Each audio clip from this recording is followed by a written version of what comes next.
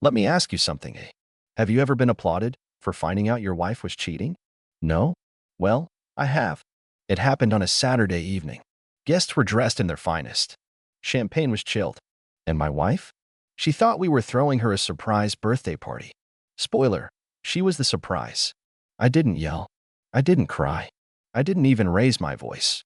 What I did instead was put her entire affair on a screen, in front of her friends, her family, her boyfriend, and I watched them watch her. Now, before you call me petty, understand this wasn't revenge. It was a lesson, a masterclass in what happens when a man stops folding socks and starts connecting dots. This? This is the story of how I turned heartbreak into a headline and let my cheating wife experience what betrayal feels like in high definition. They say life has a way of throwing curveballs. Mine decided to pitch a wrecking ball through the stained glass window I called a marriage right on a sunny Tuesday when all I wanted was to finish my sandwich. I remember the moment like it was framed in slow motion. I was sitting at the kitchen table, mid-bite of a turkey club that had just the right crunch from the toast, when my phone buzzed. Text from an unknown number. You deserve better. Ask her about the conference in Chicago. I stared at the message, still chewing. The word conference was in quotes, like the sender knew something I didn't. Or worse, something I already knew deep down but hadn't admitted yet. Now, I'm not the kind of guy who snoops. I always figured trust was like gravity, only noticeable when it's gone. But this felt different. It wasn't paranoia. It was precision. So, I waited. She came home that evening all smiles and airport perfume, wheeling her tiny pink suitcase into the living room like she'd just returned from war. I watched her from the couch, arms folded, heart slower than it should have been. Flight okay? I asked, casual as ever. She smiled, kicked off her heels, and plopped onto the couch across from me like nothing was coming. Ugh, I hate connecting through O'Hare. But the seminar was great. Inspiring. Inspiring. Right. Which hotel again? I asked, pretending to scroll on my phone. She paused, half a beat too long. A Hyatt. Funny. That wasn't the hotel listed in the email I'd found when I clicked her shared iCloud calendar by accident 2 days ago. You're sure it wasn't the Hilton? Room 1128? I looked up. Her expression flickered. Just for a second. But I've played enough poker to know when someone's holding a losing hand and bluffing with a smile. You've been going through my stuff? There it was. Her deflection. An instant classic. The marital version of offense is the best defense. I didn't need to, I said, tossing my phone onto the coffee table. Someone sent me the highlight reel. Her breath caught. Eyes narrowed. Who? I don't know. But they sure got good lighting. The guy with the beard? He kissed you before or after the workshop on trust and communication? She stood up fast, like movement would help her outrun the truth. This isn't what you think, Alan. No, it never is. Because what I think is that my wife of 9 years, the woman I shared a mortgage, a dog, and a favorite Netflix password with, lied to my face with airport receipts in her bag and another man's cologne on her wrist. And still, I didn't raise my voice. Didn't throw anything. Didn't slam a door. I just stood up, looked her in the eye, and said something that would echo for weeks. I hope he was worth the cost of everything. She didn't answer. Just stared. Like she hadn't planned for me to be this calm. Like she expected tears or begging or a dramatic collapse onto the kitchen tiles. But I wasn't that man. Not anymore. And this was just the beginning. The thing about betrayal is, it doesn't arrive like a thunderstorm. It seeps in like a draft under the door. Cold. Subtle. Until one day you're standing in your own living room, wearing the wrong kind of silence. The day after the Chicago conference blow up, she tried to act normal. She made coffee, toasted a bagel, hummed a little. Like the truth hadn't just detonated between us. Want some breakfast? She asked, avoiding my eyes. I was at the dining table, sorting through bills that suddenly felt meaningless. I'm good, I said, already full from yesterday's lies. She didn't laugh. Not because it wasn't clever, but because she knew I wasn't joking anymore. That afternoon, I did what every man in my position thinks about but never wants to admit. I logged into her laptop. Yeah, the one she always guarded like it contained nuclear codes and the meaning of life. And there it was. An email thread with the subject line, "Can't stop thinking about that weekend, Red Heart." From Elliot M. His profile picture looked like every overpriced bourbon commercial rolled into one. Salt and pepper stubble, smug expression, and a jawline like it got paid to make bad decisions. The emails weren't graphic. I'll give her that. But they didn't need to be.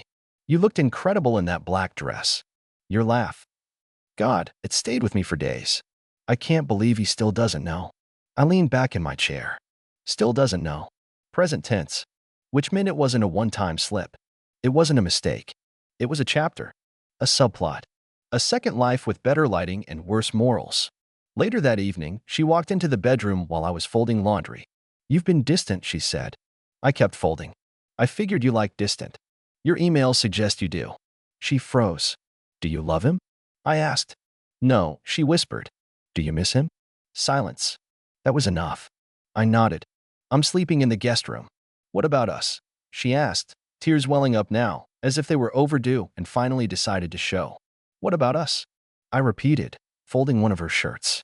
You used to wear this on our movie nights. I remember thinking you looked like home. She reached out, but I stepped back. Don't. Alan, please, it wasn't supposed to happen like this. No, I said. It never is. But you let it happen. Repeatedly. And now you're trying to sell me an apology like it comes with a return policy. That night, I laid in the guest room staring at the ceiling. No tears. No rage. Just calculations. Because if she thought this story ended with me just quietly leaving, she didn't know who she married. I wasn't plotting revenge, not yet. But I was taking notes. And the cruelest thing I could do? Make her think I'd forgiven her. Just long enough to make her forget how much I'd already seen. By Thursday, I was calm enough to convince her I was a man considering forgiveness. That was the performance of the year. I left a half-read self-help book about rebuilding after infidelity on the kitchen counter. Subtle. Highlighted a few vague passages, even dog-eared a chapter titled Trust is a Choice. It was like setting a prop in a play. I needed her to feel safe. Complacent. Like maybe I was softening. She took the bait. That night she crept into the guest room, her shadow crossing the hall like a child sneaking snacks after bedtime. Can we talk? She whispered. I was sitting up, scrolling through my phone like a man trying to move forward. Sure, I said. She sat down at the edge of the bed. I don't want to lose us. Us. Funny word, considering she'd already franchised our marriage to an external location. I'm willing to go to counseling, she said. I nodded slowly. That's good. I didn't smile. She touched my hand. I haven't talked to him since you found out. Lie. A dumb one, too. Because I'd already installed a keylogger the day before and watched the messages come in that very morning. He barely talks to me now. It's like he's a ghost. I hate this part, when the mask slips. Mask. That was rich. If anyone was wearing a mask, it was me, and it fit perfectly. I just want us to be okay again, she said, eyes glassy now. I made a mistake. Mistake? I echoed, keeping my voice low. You sure you're not just sorry you got caught? She looked hurt. She was good at that. I didn't mean to. I know, I said, cutting her off. You never meant to. You just accidentally took hotel showers with him. Happens to the best of us. I watched her shrink a little. But then I softened my tone, just enough. Look, if you're serious about fixing this, I need honesty. Full honesty. Of course. So I leaned in. I want your passwords. The pause was microscopic, but it was there. She gave them to me. The ones she thought I didn't already have. Email. Instagram. Even the backup email for the password resets. I thanked her. She kissed my cheek, told me I was a better man than she deserved. And I nodded, because that part was true. After she went to bed, I opened her email, scrolled through her archived messages, and found the folder labeled E. She had hidden the worst stuff, deleted a lot of it, but not everything. I found a reservation. A weekend trip to Asheville from 4 months ago, the same weekend she told me she was visiting her sick aunt in Michigan. Airbnb confirmation. 2 guests. 1 king bed. I stared at the screen for a long time, then saved every piece of it to a flash drive. Labeled the folder Wine Night. Something she'd never click. And that was the moment the idea took root. Not just to leave, but to remake her story. To let her build hope, then bulldoze it on live television. The kindest face I could wear now was the one that looked like healing. People say revenge is a dish best served cold. I say it's best served quietly. Not with shouting, not with slammed doors or scorched earth theatrics, no. You serve it like fine wine at a dinner party. In nice glasses. With cloth napkins and a smile so practiced it fools the guests into thinking they're welcome. And in my case, I had a full kitchen to prepare it in. After I collected every email, text, calendar entry, and hotel receipt, I built 2 folders. One was digital, stored on a drive locked behind two-factor authentication and a password she would never guess. The second was analog, printed photos, call logs, annotated screenshots. I kept that one in a plain manila envelope under the floorboard in my office, beneath a squeaky panel she once begged me to fix. Good thing I'm a procrastinator. Now, to the outside world? We were healing. We went to dinner with friends. We smiled in photos. I posted a picture of us at the pumpkin patch, her arm looped through mine, fake laughing at something I didn't say. The comments poured in. You two are hashtag goals. So glad to see you guys working through it red heart. Love wins. Meanwhile, she was still emailing him. They kept it light, cautious. But I had access now. She didn't know that every "I miss you" she typed came with a timestamp I filed like evidence in a courtroom that hadn't opened yet. And it wasn't just emails. There was a second phone. I found the burner wrapped in a scarf at the back of her yoga bag, like a low-budget spy thriller. I waited until she left for her recovery walk and checked the messages. He's acting like nothing happened. It's actually kind of nice. I think he might forgive me. Let's wait a bit longer before we meet again.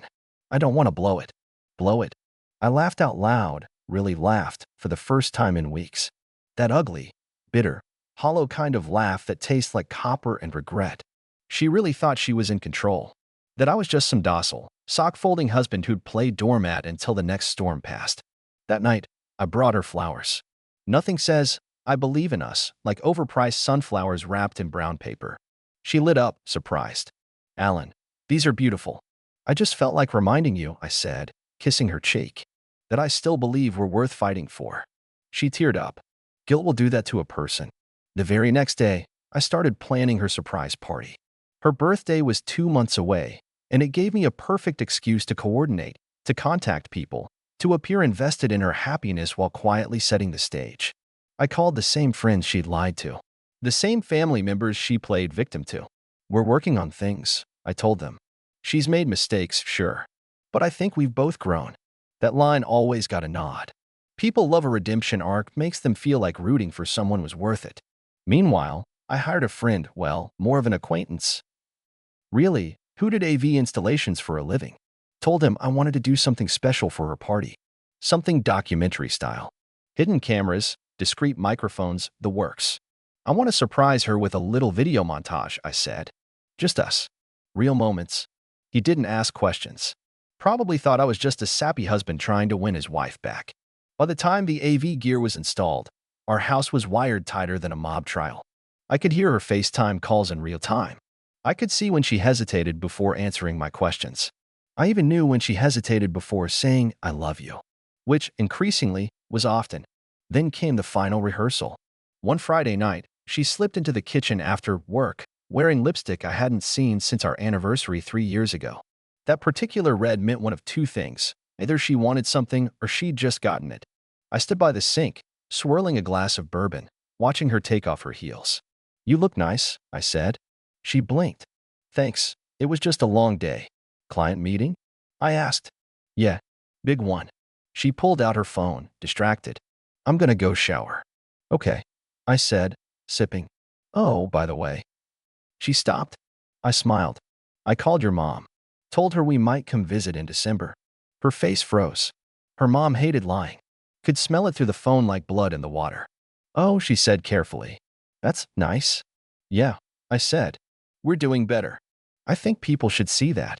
She nodded slowly, like she was still recalculating her GPS. "I'm glad," she whispered. Then she disappeared down the hall. Behind her, a tiny red LED blinked from the fake candle I'd placed on the shelf. Camera rolling. Later that night, I sat in my car, parked 2 blocks away with my laptop open. I replayed the clip, studied every micro-expression, every hesitant breath. I wasn't angry anymore. I was ready, because I had everything now. The receipts, the recordings, the guest list, the tech, the monologue, even the damn cake order. She thought she was starring in a romance story about second chances. She didn't realize the genre had shifted. And soon, in front of everyone she loved, and a few she definitely didn't, she'd learn what it feels like to be surprised. Not just by betrayal, but by the man she thought was broken. 2 weeks before the party, I sent out the invites. Not digital. No, that would be too easy to forward, to suspect. I printed them. Thick cardstock, black and gold, the kind that screams effort and taste. The header read, "A celebration of love, forgiveness, and fresh starts. Surprise party for Danielle's birthday. Saturday at 6 p.m., our home, formal attire encouraged." She found hers on the kitchen counter, sealed with a wax stamp I bought just for the occasion. I watched her open it after work, hands trembling with curiosity or dread. I couldn't tell. She looked up at me, half smiling. "You're throwing me a party?" I smiled back, the warmest smile I could summon without laughing. "You deserve to be celebrated." She walked over and kissed me on the cheek. I let her. Because nothing says trust me again like planning a whole event around a woman who has no idea she's the second lead in her own betrayal film. The guest list was curated. Everyone she adored. Her sisters, her coworkers, that one cousin she always said was too dramatic, but gossiped with daily. A few of my friends too, the real ones, the ones who knew, the ones I had slowly been letting in behind the curtain. And Elliot? Her coworker? He got an invite too. Hand-delivered. Through his office assistant. I used my fake Gmail and signed the RSVP, "Alan and Danielle. Hope you'll join us." If he had a shred of shame, he'd decline. If he had an ego, which I knew he did, he'd come. Perfect. I spent that week polishing the setup. The cameras were no longer just in the living room. I added one to the foyer light fixture, another behind the bookshelf, a discreet mic under the dining room table. This wasn't paranoia. It was preparation. See, I didn't want her to deny it later. Didn't want her crying in the aftermath, claiming things were taken out of context. I wanted her confession. I wanted his behavior. I wanted the raw, unfiltered arrogance of two people who thought the world was too stupid to notice them colliding in plain sight. And I wanted it recorded in 4K. Now, here's the part one didn't expect. 3 days before the party, she started acting sweet. Not her usual manufactured sweetness, the one she used on Instagram with brunch mimosas and 2 white teeth. No, this was real. She brought me coffee in bed. She sat next to me while I worked, legs tucked under her like we were 25 again. She even tried to initiate. Well, let's just say it had been a while. And I almost believed her. Almost. But then she left her burner phone unlocked. Must have gotten too comfortable. Or too stupid. Either way, it was sitting on the bathroom counter while she was in the shower. One new message. "You sure he doesn't suspect?" Her reply, 3 minutes earlier. "He's throwing me a party, L. I think I'm safe." 3 laughing emojis. 3. She was tripling down on the joke. And I was the punchline. That's when I made one final decision. I moved the party up by an hour. She'd still think it was at 6. Everyone else? They'd arrive at 5. I wanted them seated, champagne in hand, present when it all came down. Party day. She left early that morning, something about a hair appointment and needing to clear her head. I smiled and nodded and kissed her forehead like a husband who'd forgotten everything but her birthday. I spent the morning prepping. Not food or decorations, those were done by a caterer. I was focused on the reveal. The projector was hidden in the bookshelf. The screen would descend automatically once I hit play from my phone. The file was titled Danielle Tribute, Final Cut. It included a montage of our old photos, video of her kissing Elliot goodbye outside the hotel, screenshots of their messages, every sweet, disgusting lie, a voice memo of her telling him he's too soft to do anything. That one was my favorite. At 4:30, the caterers arrived. By 5, so had the guests. They entered quiet, confused. I met them with smiles and small talk, a drink in hand, a friendly "thanks for coming." Some whispered, "Where's Danielle?" Others asked, "What's the surprise?" I told them all the same thing. "Oh, it's coming." Elliot showed up at 5:52. Alone. No +1, no shame. He wore a navy blazer like he was headed to a TED Talk about betrayal. I watched him from across the room. He didn't see me. He scanned the crowd, probably looking for her. Instead, he found a seat, grabbed a drink, and waited like a man expecting to be honored for something. At 5:59, Danielle walked in, still adjusting her earrings, still glowing from a facial, still believing this was her moment. Everyone yelled surprise on cue. She gasped, did the fake cover your mouth thing, and turned to me, stunned. "Alan, oh my God. Come on in," I said, guiding her toward the center of the room. "We made something for you." And then I dimmed the lights. The screen dropped. The first minute was sweet. Childhood photos, wedding shots, laughter and song. Then came the emails, the videos, the audio clips. The room went silent. She turned to me, mouth open, but no sound came out. She looked at the screen, then at Elliot, then back at me. He stood up. What is this? I raised my glass. Closure. People gasped. Someone dropped a fork. Her sister muttered, "Holy." And just like that, the video ended. I looked around the room, then looked at her. Her face drained of color. She whispered something, but the mic under the table caught it. "You filmed me." I shrugged. "You lied to me." Then I handed her an envelope. Inside were divorce papers, dated, signed, and pre-filed. She didn't say a word. She just stared at them like they were written in a language she didn't speak anymore. Elliot? He left. Quietly. Cowards exit. The guests didn't know what to do. Some stayed. Some left. Her cousin clapped once, nervously. And me? I walked into the kitchen, poured myself a glass of champagne, and said aloud, "Happy birthday, sweetheart." Then I toasted the empty doorway. There's a strange kind of peace in the aftermath of chaos. The day after the party, the house was still. No sound. No footsteps. No glass clinking or text pings. Just me, standing in the middle of our kitchen, eating leftover shrimp cocktail like it was just any Sunday morning. It wasn't. Danielle hadn't come home. After the video ended, after the last frames flickered off the screen and her betrayal stood exposed like an oil spill under fluorescent lights, she grabbed her purse and left. Not a word. Not a glance. Just the click of her heels against hardwood and the thud of the front door. She didn't take her phone. I still had that.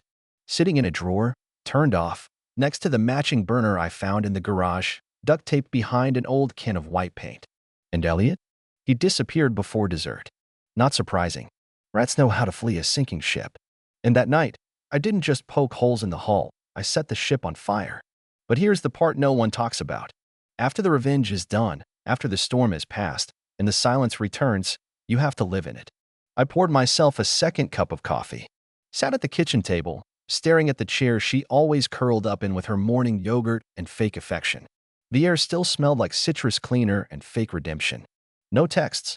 No voicemails. She didn't even try to deny it. By noon, the news had spread. Friends started reaching out.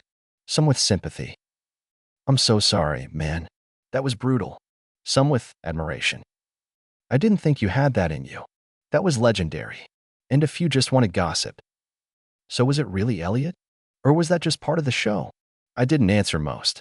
Not out of pride, but because I genuinely didn't have anything left to say. I'd said it all. Without shouting. Without threats. Without breaking a single plate. I'd burned the whole thing down with evidence and walked out the other side with clean hands and a smirk. That night, her sister showed up. She knocked once, then opened the door like she still lived here. I was on the couch, legs up, watching a documentary about volcanoes. "Fitting. Alan," she said, setting her purse down gently. "She's staying with our cousin in Franklin." I muted the TV. "She okay?" I asked, not because I cared about her feelings, more out of morbid curiosity. Like asking how the spider's doing after it's been caught under the glass. "She's," her sister sighed. Embarrassed. Angry. Mostly at herself. I raised an eyebrow. "Good. That means the presentation worked." She gave me a tired look, like she was deciding whether to be angry or impressed. "You really planned that whole thing?" I did. The video? The paperwork? The timing? All of it. Silence. She said you humiliated her. I let that hang in the air for a second, then replied, "She humiliated herself.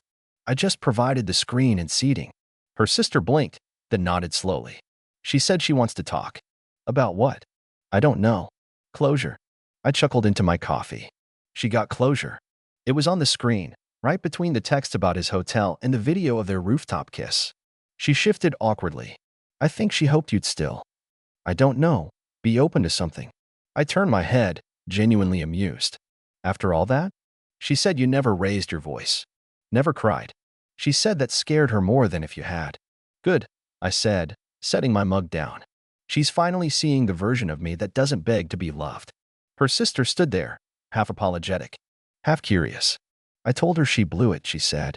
"Told her if a man did that to me, I'd never show my face again." "You're smarter than she is." A beat passed. "Do you want me to tell her anything?" I thought for a moment. Then I stood up, walked over to the drawer, pulled out her burner phone, and handed it to her sister. "Yeah," I said. "Tell her next time she lies to someone, she should pick a man who doesn't know how to build a case file." Her sister took the phone with both hands. eyes flicking down to the cracked screen. She didn't ask what was on it. She didn't want to know. On her way out, she paused in the doorway. You know, for what it's worth, that night, I've never seen anyone take back their power like that. Thanks, I said. It wasn't about power. It was about clarity. When the door shut, I sat back down and stared at the fireplace. Not lit, not warm, but solid, honest, real. And here's the honest truth most people won't tell you. The pain never really leaves. It just gets labeled and filed. Like the evidence, like the photos, like the moments you replay in your head during quiet nights. I didn't destroy Danielle because I hated her. I destroyed the lie she made of my life. And in doing so, I got to see something rare. Not her tears, not her regret, but her truth raw, unpolished, stripped of charm. And me? I slept better that night than I had in years. The thing about a woman like Danielle is she was never prepared for silence. She could handle yelling, slam doors, dramatic ultimatums. That was her language, her battlefield. But silence? That was foreign terrain. After the party, she tried to wage a comeback. Text came first. Short, frantic. Please, can we talk? You humiliated me. We were fixing things. I thought we were fixing things. I messed up, I know. But you went nuclear. I didn't respond. Then came the email. 3 paragraphs of justification, 2 of apology, 1 part that might have even been honest. I archived it. When silence didn't work for her, she tried reinvention. I started hearing whispers from mutual friends, how she was saying we'd been distant for a long time, how I had checked out first, how she had no idea the relationship meant so much to me. They always rewrite the story when the script doesn't fit anymore. I didn't push back. I didn't argue. I just uploaded the final version of the video. Not to social media, no. I'm not that kind of petty. Just a private Vimeo link. I sent it to her. No caption. No message. Just the full show. She opened it. Watched the entire thing. I know because the site tracks that sort of thing. 37 minutes. No skips. After that, she stopped messaging altogether. A month passed. I got a handwritten letter. Mailed. Stamped. She'd even used a nice pen. Alan. I don't know what I thought would happen when I confessed to Elliot that I missed him.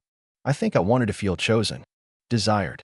Something I hadn't felt in years, not because of you, but because I stopped showing up for us. What I did was cowardly.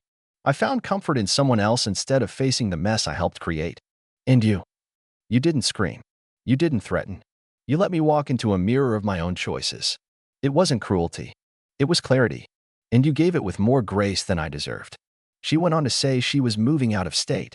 Her job had transferred her. She needed a clean break. She needed to disappear. I smiled when I read that part. Because I already had. Not physically, I was still here, in the same house. The same routines. The same dog walking routes. But emotionally, spiritually, relationally, I'd ghosted her months ago. I didn't reply to her letter. Not out of vengeance, but because some things are better left unanswered. Sometimes, silence isn't the absence of words. It's the presence of boundaries. After the storm, you rebuild. You patch holes in the drywall. You toss the duvet she used to curl under on Sundays. You repaint the guest room you slept in during those long, quiet weeks. You get new furniture, new mugs, new peace. It's not glamorous. It's not poetic, but it's real. I started seeing a therapist. Not because I was broken, but because I didn't want to carry invisible splinters. Betrayal can live in your spine if you let it. We didn't talk about Danielle much. We talked about me. About the man I had let myself become passive, accommodating, too trusting. Did she change? My therapist asked once. No, I said. She just finally showed me who she always was. Then, eventually, I started dating again. Slowly. Carefully. I didn't go looking for a replacement. I went looking for alignment. Someone who laughed with her eyes. Someone who knew what it meant to stay. Not because they were trapped, but because they chose to show up every day. And one day, I met her. Not her, as in the fairy tale fix-it woman. Just a real, whole person.